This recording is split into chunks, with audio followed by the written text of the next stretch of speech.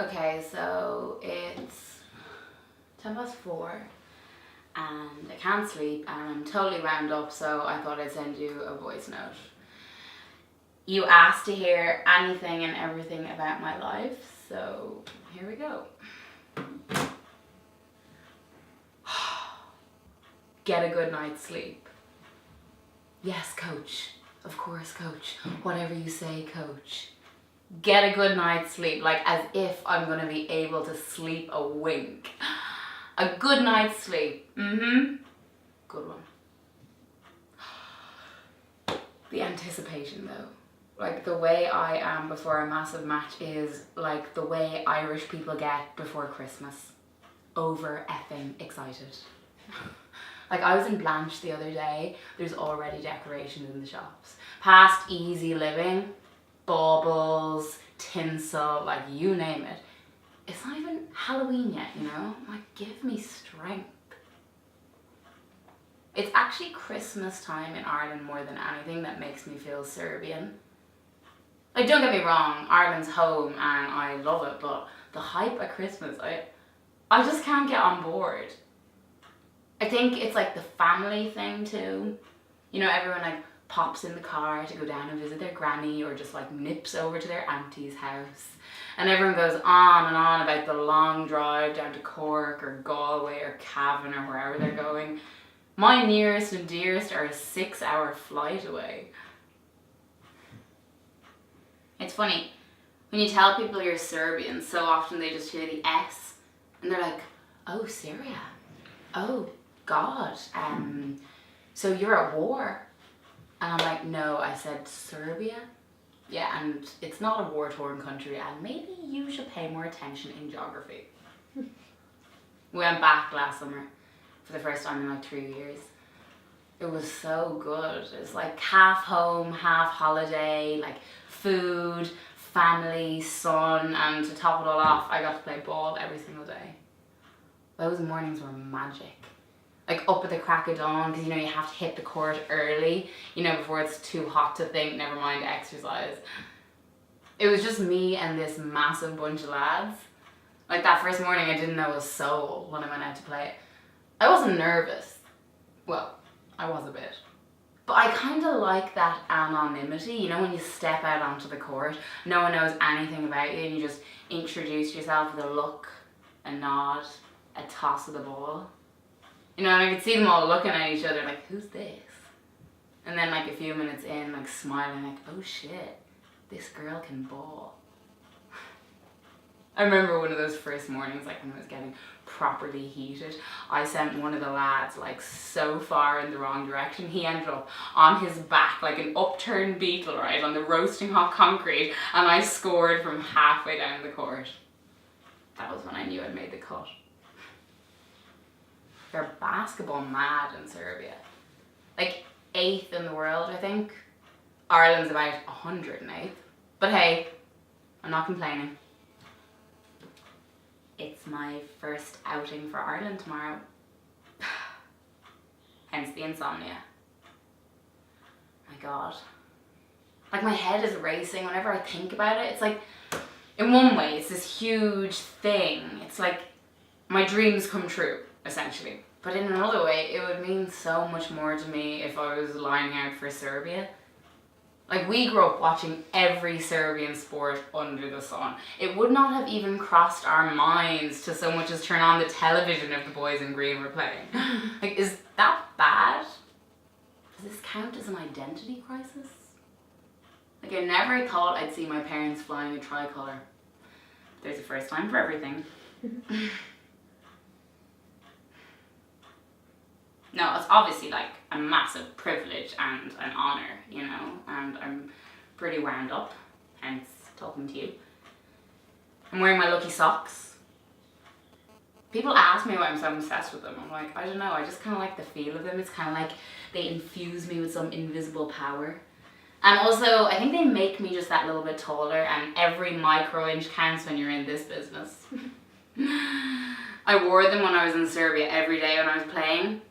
I didn't really think about it, but then I got home and the tan lines on me, it was absolutely nuts. It was like, from the knee down, I was like pasty AF. Everywhere else, brown as a berry, you know. When I got back to school, people were like, did you go on holiday, like to Belgrade and leave from your lower leg, like in Blanchardstown? It's just kind of one of my quirks, you know, the sock thing. Another thing I do is like never throw away shoe boxes. Just like a tick I have. I got a massive pile of them in my room. They're just empty and in pristine condition, and I just can't really bring myself to part with them. Like I remember last Christmas, my mum was doing that Save the Children shoebox appeal thing, and she was like, can you spare a shoebox? And I was like, well actually, no mum, I can't. In hindsight, that was probably a bit selfish. Shit, I should actually probably be whispering. Novak's asleep upstairs. He's my brother. He's 4, and if he wakes up, you'll know about it.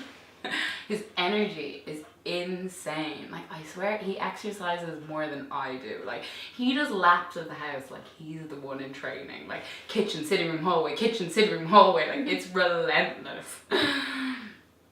He's named after Novak Djokovic, you know, the tennis player. My mom goes weak in the knees for the sports stars. The Serbian sports stars. Couldn't give a flip about the Irish lads. Novak's this little bundle of joy. Like, he is the life and soul of the party, but also not without his drawbacks. Like, I'm turning 18 on the 10th of October, and I can't really have a party, you know? You can't really have a massive rave with a toddler around. The big 1-8. I'm not really sure how I feel about officially becoming an adult. I kind of want Peter Pan to swing by, you know, drop in a bit of anti-aging cream to Clonsilla. Novak has this book that he reads all the time. It's called The Jumble Bum Beast. And he loves just going around the house like quoting it, right? And one of his favourite lines is, what a terrible mess, what a terrible mess. And I was just thinking, like, if I did have a party, I was like imagining all my friends like drunk in various corners of the house, and Novak just sprinting around doing laps of the house saying, what a terrible mess, what a terrible mess. But I'm gonna get my revenge. When he's turning 18 and he's having some massive party, I'm gonna cruise in, you know, just as it's getting started. I'll be like, sorry Novak, tell your friends to put those drinks away, this party's over. This is called karma, and unfortunately, the proceedings of tonight just cannot go ahead. Now, I don't really mind. Like, I'm not a big drinker anyway, you know, because of basketball, so it's not like if I don't have a party, I'll be missing some, like, massive piss-up. I think when you play sport at a high level, it kind of takes away that desperate need to get trashed at the weekend. I'm the sensible one at parties, you know. My friends think of me as the minder, the responsible one. And it's probably good that one of us stays sober. I'm that person in the corner, you know, with that girl who's crying her eyes out, mascara everywhere because some lad got with somebody else. And I'm like, there, babes, it's gonna be fine. Also, please stop crying because you're giving us all a very bad reputation. There's always so much sugar at parties anyway, like you really don't need alcohol. When consumed in the right quantities, sugar can be a lot more dangerous as a drug, trust me. I wouldn't mind a couple of Skittles right now, actually. The green ones are my favourite. They make me Novak levels of hyper. But sadly, there's no sugar in this house. I know this because I come home at lunchtime. My school's just 10 minutes down the road, so I always stroll home. I love that feeling, like halfway through the day, just coming into an empty house, you know, like the echoey hallway, the stillness of the kitchen. I savour that slice of silence. And then whack on some Chance the Rapper. Blare him into every corner of the house. That's like serious me time. I would recreate the lunchtime scene for you, but I feel like my parents might get a bit pissed off. And also maybe the neighbours. But maybe I can just play it for you really quietly. It's a tune, trust me. Okay. You getting this? So imagine me, cheese toasty in hand, in my kitchen, good vibes only, everyone's at work, just shaking off double mats, This goes on for like 25 minutes. And then, sadly, I have to go back to school. Sometimes I'm having such a good time that I can like barely make myself go back. Speaking of school, sometimes when I can't sleep, I think about filling in the CAO. That works actually if you have insomnia, I would recommend it. Counting colleges instead of counting sheep is a lot more effective actually. Like people ask you all the time, like, so what are you gonna do? Like, what does the future hold? Where do you see yourself in 10 years? And I kind of squint into the future, you know, like I'm looking into a bunch of tea leaves and I'm like, And a giant basketball appears, obscuring everything, you know. Probably not the vision for my future that my parents have for me. And like I get it, I know like you have to do something in the real world. You need a backup plan, and playing ball for the rest of my life isn't exactly a stable career path. And probably when it comes to it, I'll do something like IT related. Sounds kind of dull, but I like numbers and problem solving and higher maths, even though it wrecks my head. But I do like that feeling when you're stuck on something for ages and ages and you're sure it's impossible and you try 50 different failed attempts and then suddenly, yes, it makes sense. I keep on trying to visualize tomorrow. You know, like having the game of my career. You know, they say that works, you know, like the power of the mind. Like, imagine, right, you're an Olympic gymnast, we'll say, okay? So before you go on to get your special Olympic gold medal or whatever, you close your eyes and you just imagine yourself like triple flipping in the air. You know, like gravity doesn't even apply to you. You just see it in your mind's eye. And then when you step up on your like special Olympian mat or whatever it is, it just kind of happens, just like that. So I'm trying to do that now.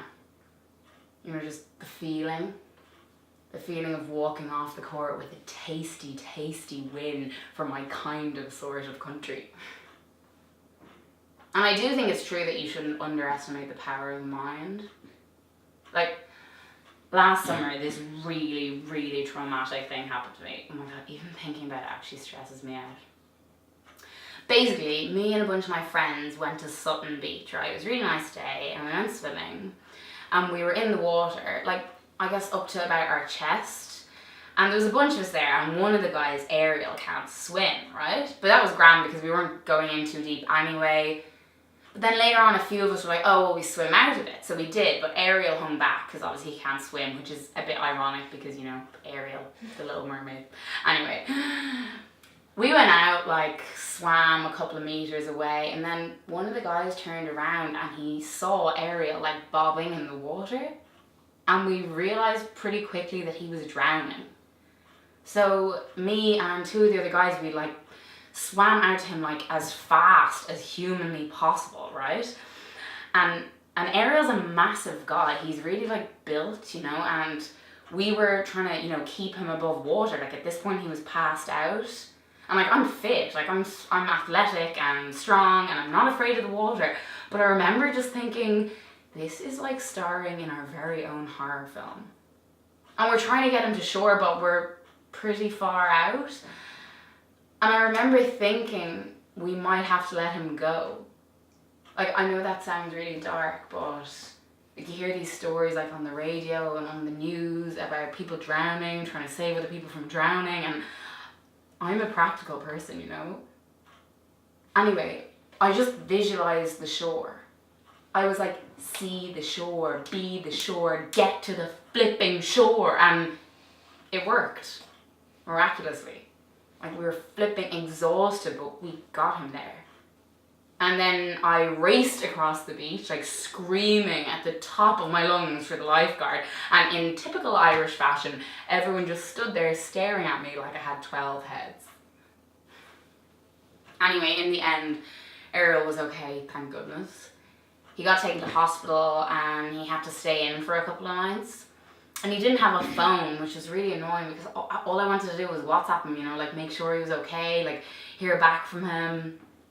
Anyway, at the time in school, we were all obsessed with this one vine, right? You probably won't know it because you're not between the ages of 16 and 25. But anyway, it's this really short video of this little girl called Raven, right? And it's her birthday, okay?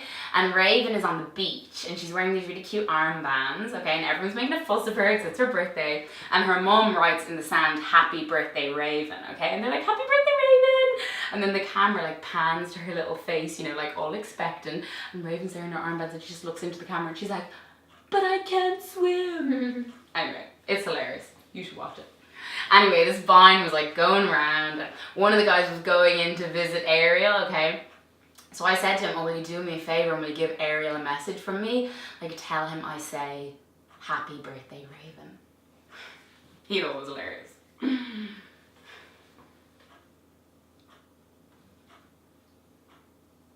Sometimes I think about praying when I can't sleep. That really helps some people. I'm not really religious though. We're Orthodox and we occasionally go to church, but I feel like if I sat here, you know, and was like, "Dear Jesus, please let me be the top scorer tomorrow, and if you do, I swear I'll start going to church every single Sunday religiously," I think that might be a bit cheap. But I do really admire sports people who have this like really strong faith. You know, before like a massive match, you know, you can just see this kind of calm in their eyes, this like serenity, because they're like, well, God's got me. He's in my corner and there's nothing more I can do. Like, I feel like that would be really helpful before really stressful games. Like, you know, Serena Williams, she's a Jehovah's Witness. And you always see her, you know, like looking to the sky and like after every win she thanks Jehovah, and you know she just thinks that every victory is 100% divine intervention.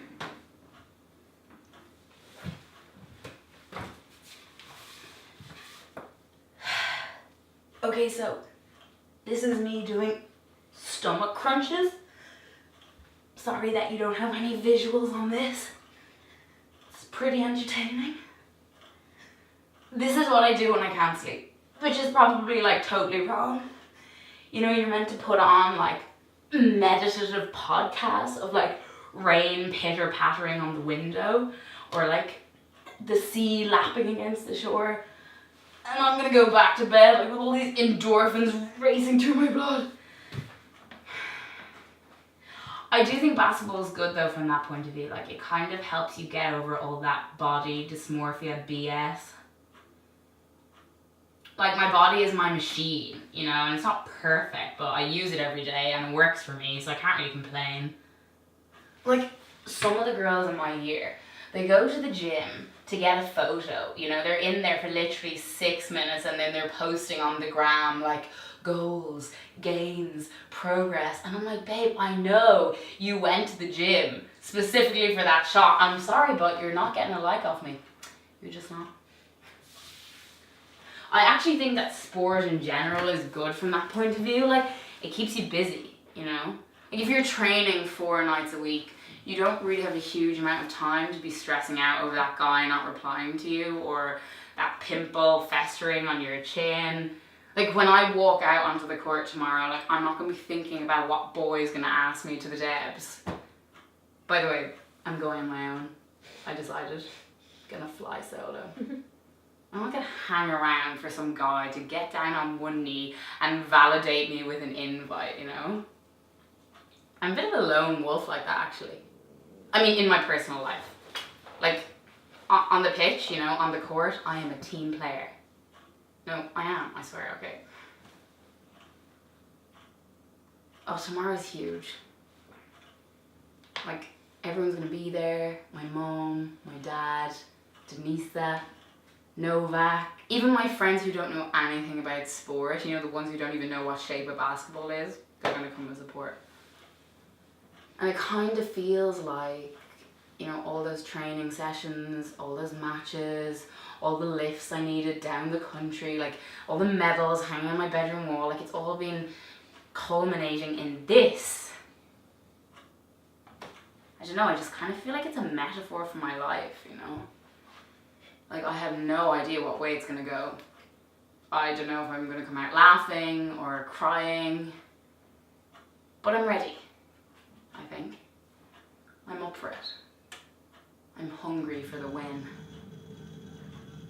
Do you know, my coach is probably right. I should get some sleep. Yeah, so I don't really know if that was useful in any way to you. But it kind of helped me straighten my head out of it. Wish me luck for tomorrow. Don't tell me to break a leg because I feel like that wouldn't be that useful. Okay, I'm going.